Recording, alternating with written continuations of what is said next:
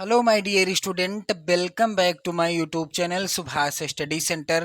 Class 10th के जितने भी मेरे प्यारे बच्चे 2027 में बोर्ड एग्जाम देने जा रहे हैं, आज के इस वीडियो में मैं लेकर के आ चुका हूं आप सभी के लिए हिंदी विषय का एक वायरल प्रतिदर्श प्रश्न पत्र।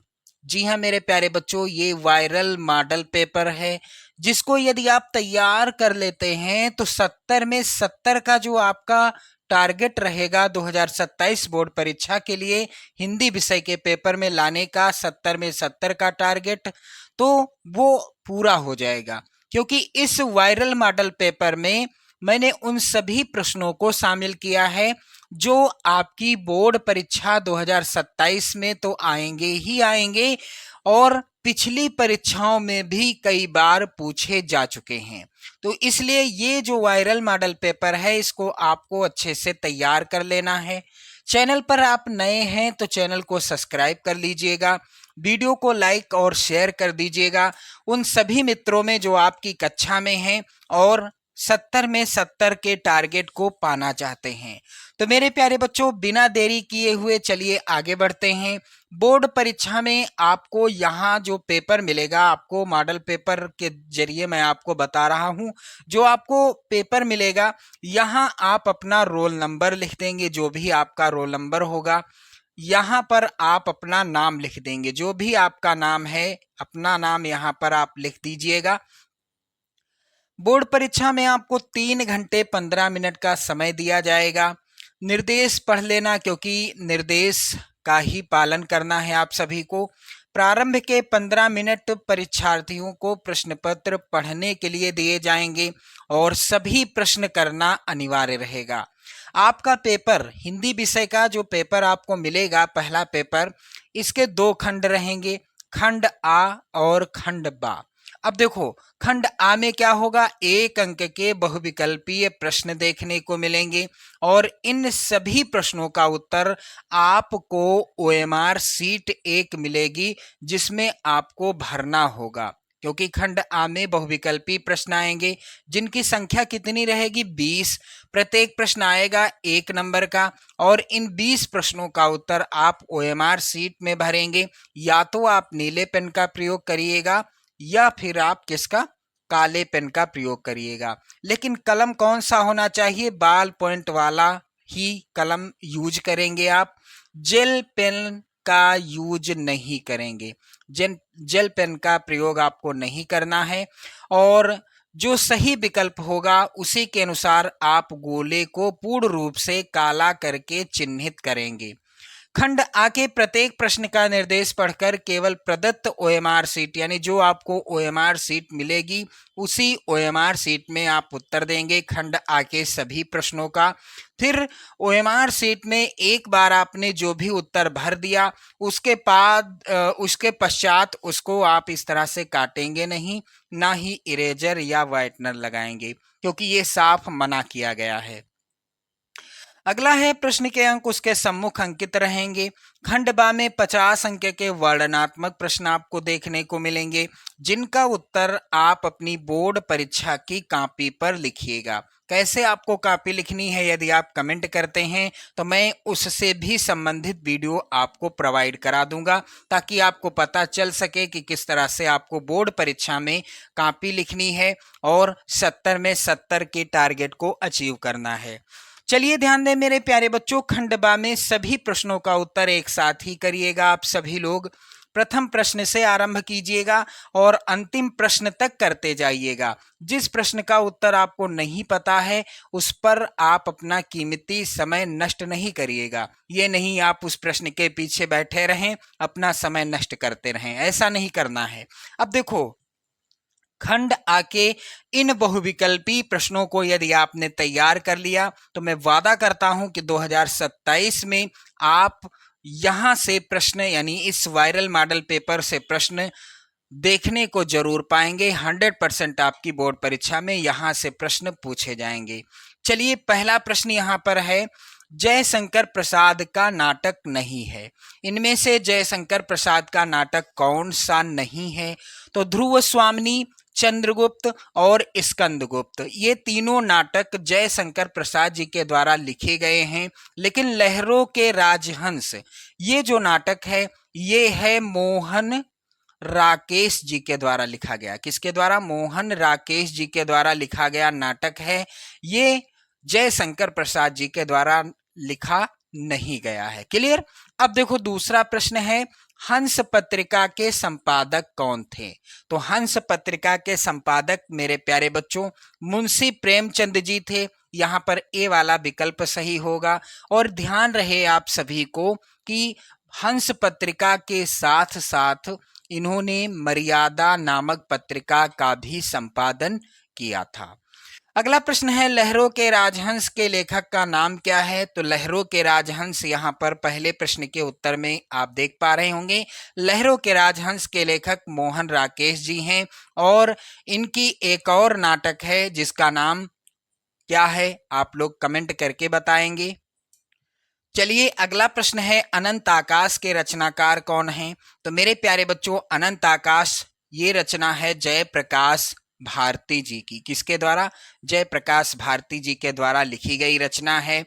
हिंदी साहित्य का प्रथम मौलिक उपन्यास माना जाता है। इनमें से हिंदी साहित्य का प्रथम मौलिक उपन्यास कौन सा माना जाता है? मेरे प्यारे बच्चों इसका उत्तर क्या होगा? इस प्रश्न का उत्तर हो जाएगा डी वाला ऑप्शन, परीक्षा गुरु को हिंदी का प्रथम मौलिक उपन्यास माना जाता है।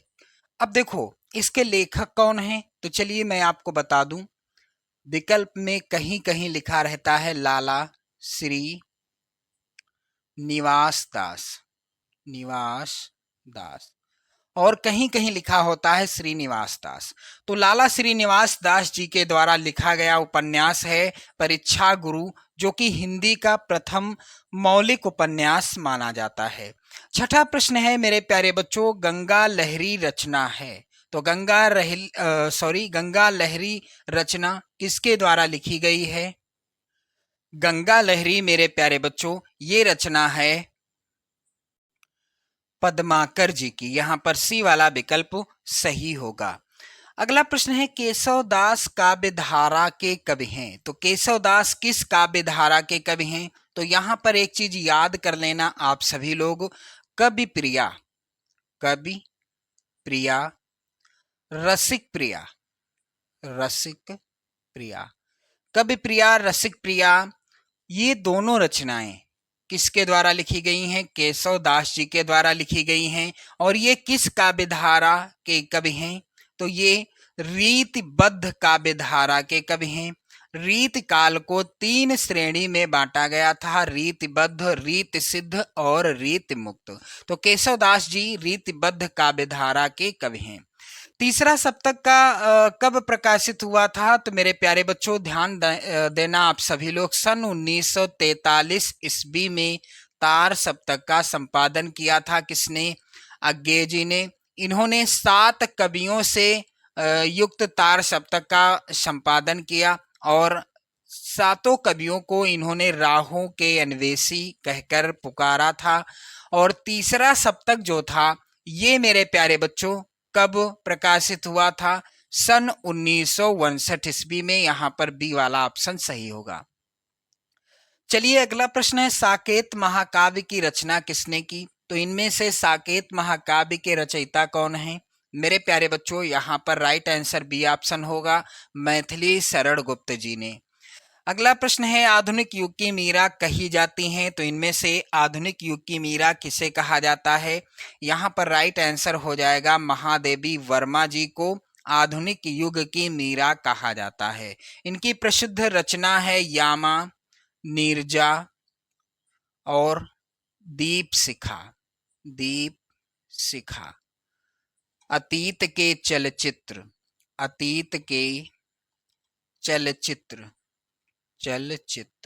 और भी प्रमुख रचनाएं हैं जिनका विवरण आप इनका जब जीवन परिचय याद करोगे तो वहां पे मिल जाएगा। क्लियर?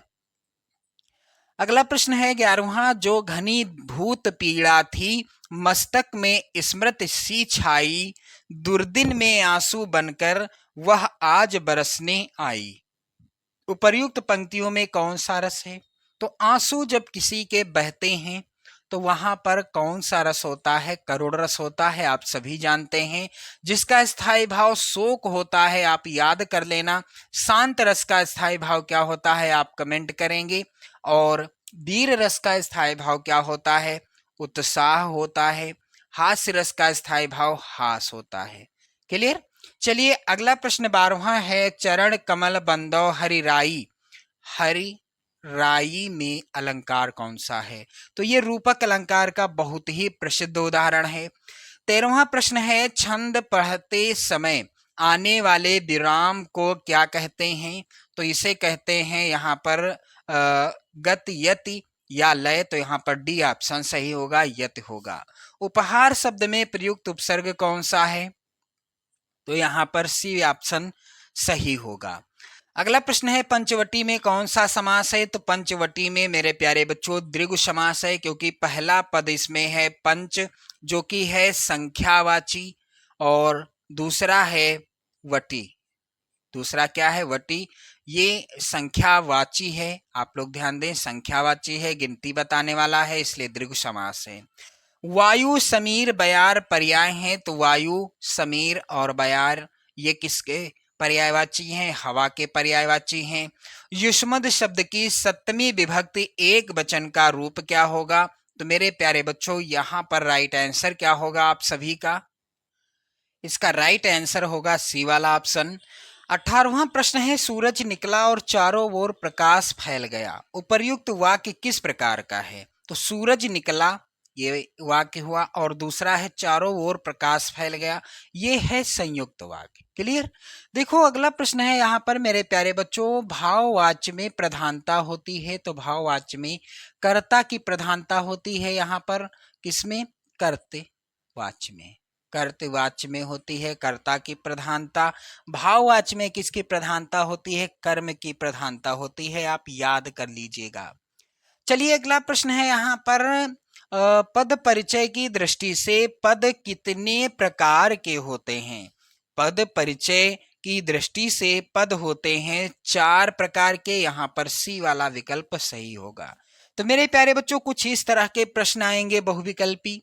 20 प्रश्न 20 नंबर के होंगे, यानी एक प्रश्न 1 नंबर का होगा, और 20 नंबर आपको मिल जाएंगे। राइटिंग आपकी चाहे जितनी खराब हो, यदि आपने ओएमआर सीट में इन सभी प्रश्नों का उत्तर सही सही और सही तरीके से भरा है तो। अब देखो इसके बाद आएगा खंडवा, जिसमें 50 नंबर के प्रश्न पूछे जाने हैं। तो पहला प्रश्न यहां पर है, निम्नलिखित गद्यांश पर आधारित 3 प्रश्नों का उत्तर आपको देना है। 6 नंबर का ये प्रश्न आएगा। क्लियर? अब देखो यहां पर जो गद्यांश है ये लगातार बोर्ड परीक्षा में आता रहा है, इसलिए 2027 के लिए भी सबसे ज्यादा इंपॉर्टेंट है। क्या है गद्यांश? हम लोग कच्ची मिट्टी की मूर्ति के समान रहते हैं, जिसे जो जिस रूप का चाहे उस रूप का करे, चाहे राक्षस बनावे चाहे देवता। ऐसे लोगों का साथ करना हमारे लिए बुरा है जो हमसे अधिक दृढ़ संकल्प के हैं, क्योंकि हमें उनकी हर एक बात बिना विरोध के मान लेनी पड़ती है। पर ऐसे लोगों का साथ करना और बुरा है जो हमारी ही बात को ऊपर रखते हैं, क्योंकि ऐसी दशा में ना तो हमारे ऊपर कोई दबाव रहता है और ना हमारे लिए कोई सहारा रहता है। अब देखो पहला प्रश्न, उपर्युक्त गद्यांश का संदर्भ लिखिए। संदर्भ में आपको पाठ का नाम लिखना होगा। तो किस पाठ से है ये गद्यांश? मित्रता पाठ से है। लेखक का नाम लिखना है, तो लेखक कौन है? आचार्य रामचंद्र शुक्ल जी हैं, मित्रता पाठ के लेखक। फिर दूसरा है, गद्यांश के रेखांकित अंश की व्याख्या करना है आपको। तो जितना रेखांकित अंश है सिर्फ उसी की व्याख्या आप करेंगे बोर्ड परीक्षा में। किन लोगों का संगति करना हमारे लिए बुरा है? तो यहाँ पर ध्यान दीजिएगा, हमें ऐसे लोगों का साथ करना, यहाँ पर देखो, पर ऐसे लोगों का साथ करना और बुरा है जो हमारी ही बात को ऊपर रखते हैं, यानी जो हमें ही आगे समझते हैं, यानी हमारी ही बात को ऊपर रखते हैं। देखो इसके बाद अथवा में भी गद्यांश है। यदि आप पहला नहीं करना चाहते तो अथवा वाला कर सकते हो। 6 नंबर का ये भी प्रश्न है। तो ईर्ष्या का यही अनोखा वरदान है, ये भी बहुत ज्यादा इंपॉर्टेंट गद्यांश है मेरे प्यारे बच्चों, ध्यान रखना, बहुत ज्यादा इंपॉर्टेंट है। ईर्ष्या का यही अनोखा वरदान है, जिस मनुष्य के हृदय में ईर्ष्या घर बना लेती है, वह उन चीजों से आनंद नहीं उठाता जो उसके पास मौजूद हैं, बल्कि उन वस्तुओं से दुख उठाता है जो दूसरों के पास हैं। ये बिल्कुल सत्य बात है। वह अपनी तुलना दूसरों के साथ करता है और इस तुलना में अपने पक्ष के सभी अभाव उसके हृदय पर दंश मारते रहते हैं। कौन? जो ईर्ष्यालु मनुष्य होता है।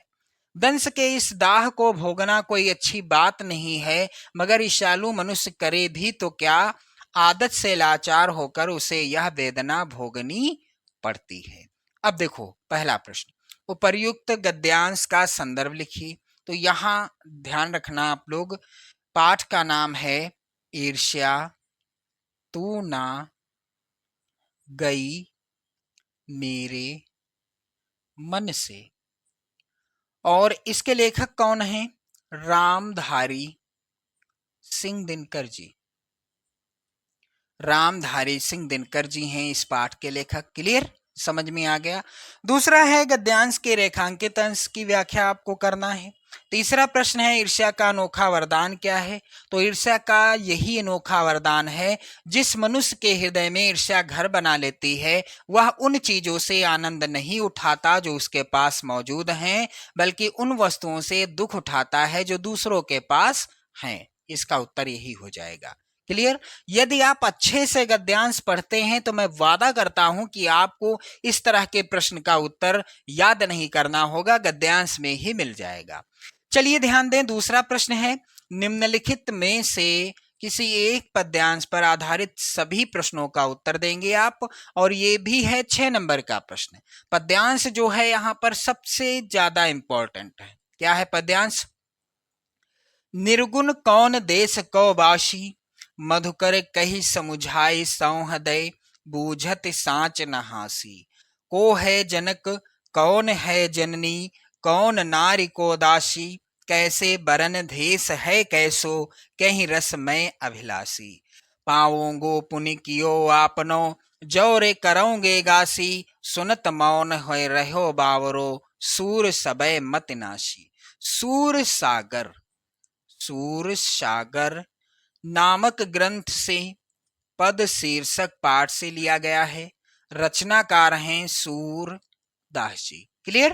क्योंकि पहला प्रश्न है प्रस्तुत पद्यांश का संदर्भ लिखिए, तो आपको संदर्भ लिखने में पाठ का नाम, शीर्षक का नाम यानी और कवि का नाम लिखना होता है। दूसरा है रेखांकित अंश की ही व्याख्या आप करेंगे। मधुकर शब्द का क्या अर्थ है? तो मधुकर शब्द का अर्थ होता है भौरा, आप सभी जानते हैं। अथवा में जो पद्यांश है 2027 बोर्ड परीक्षा के लिए बिल्कुल इंपॉर्टेंट है, आप जरूर तैयार कर लेना इसको। तो यहां पर है क्या, सच्चा प्रेम वही है जिसकी तृप्ति आत्म बलि पर हो निर्भर, त्याग बिना निष्प्राण प्रेम है, करो प्रेम पर प्राण निछावर।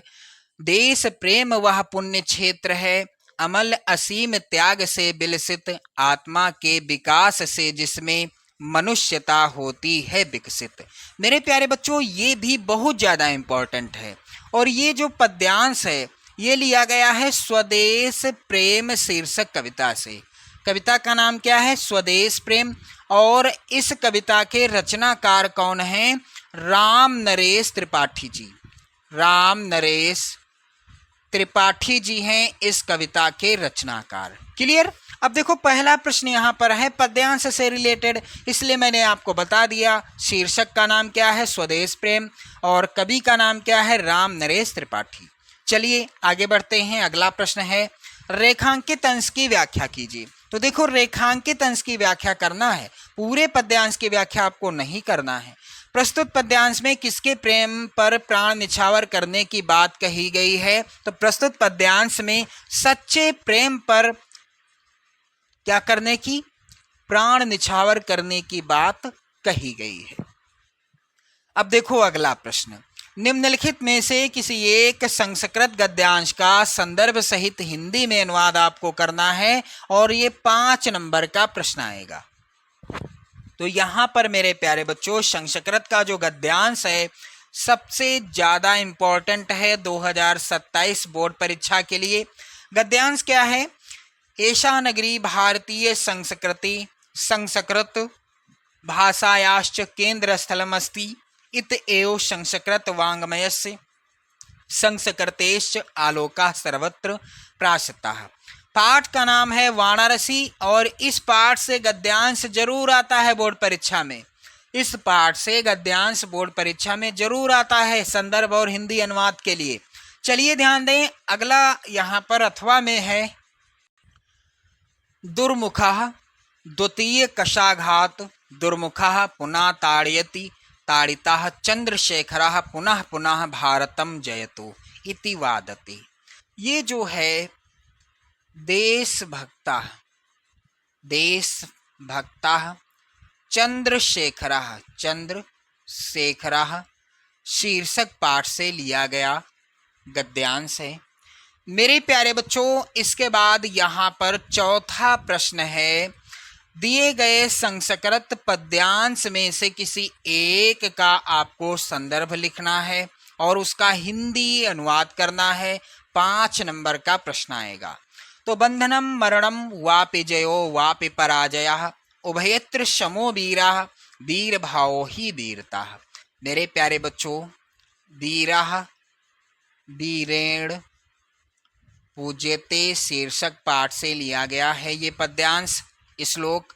और अथवा में जो यहाँ पर है, चाहे आप इसका संदर्भ सहित हिंदी अनुवाद करें चाहे आप दूसरे का करें।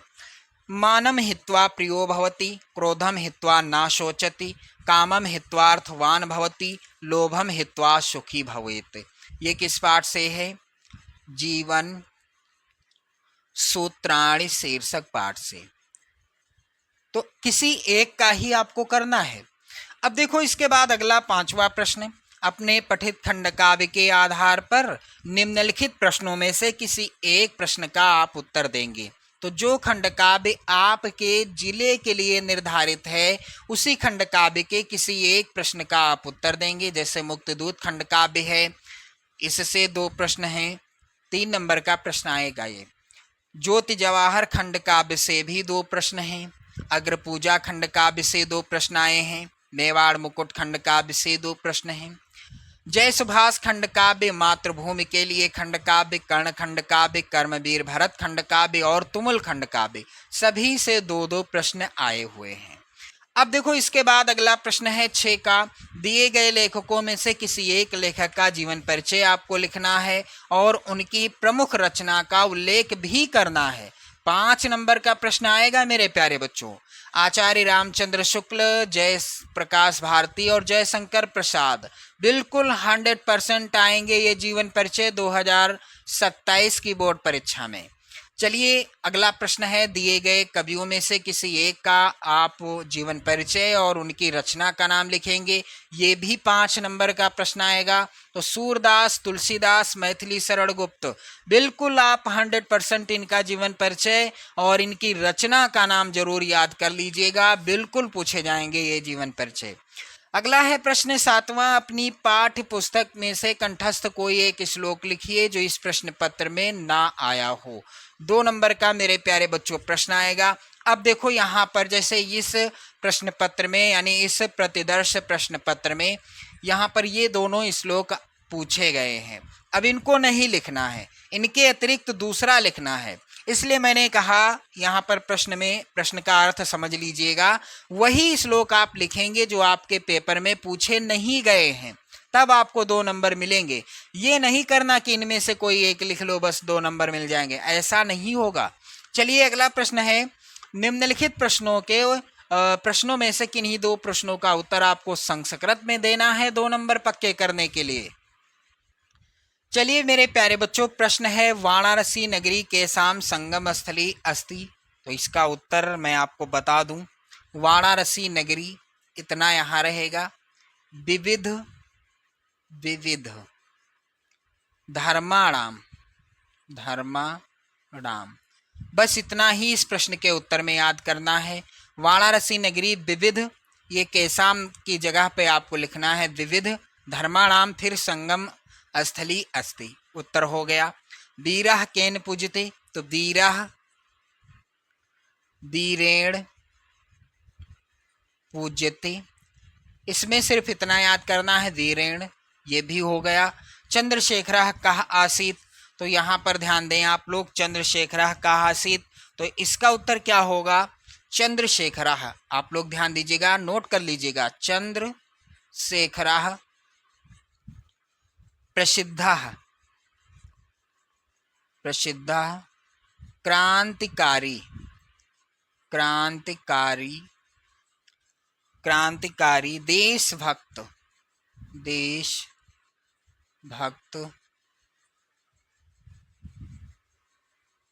चाशित, ये हो गया उत्तर। क्लियर, आप लोग समझ गए, यहां तक है, ध्यान दीजिएगा। चलिए अगला है यहाँ पर वातात शीघ्रतरम किम अस्ति, यानी वायु से भी तेज कौन चलता है। तो यहाँ पर ध्यान दीजिएगा, इसमें सिर्फ और सिर्फ किम की जगह पर क्या याद करना है आपको, मनम, मनः, यानी वातात शीघ्रतरम मनः अस्ति, किम हटा दीजिए, मनः याद कर दीजिए। क्लियर। अब देखो अगला प्रश्न, निम्नलिखित में से किसी एक विषय पर आप निबंध लिखेंगे, 7 नंबर क्लियर करेंगे।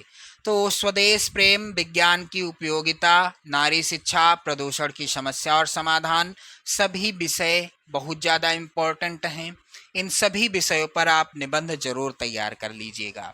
अगला प्रश्न है, 2 दिन का अवकाश लेने हेतु तो प्रधानाचार्य को पत्र लिखना है आपको, 4 नंबर का ये प्रश्न आएगा। अथवा में भी है एक, अपने भाई की शादी में आमंत्रित करने हेतु तो अपने मित्र को पत्र लिखिए। तो एक ही प्रश्न का उत्तर आपको करना है। तो इस तरह से आपने देखा 2027 बोर्ड परीक्षा के लिए हिंदी विषय का वायरल प्रतिदर्श प्रश्न पत्र, जिसको यदि आप तैयार कर लेते हैं ना मेरे प्यारे बच्चों, तो 70 में 70 का जो आपका टारगेट रहेगा बोर्ड परीक्षा में, ये कहीं ना कहीं आप अच्छे से अचीव कर पाएंगे।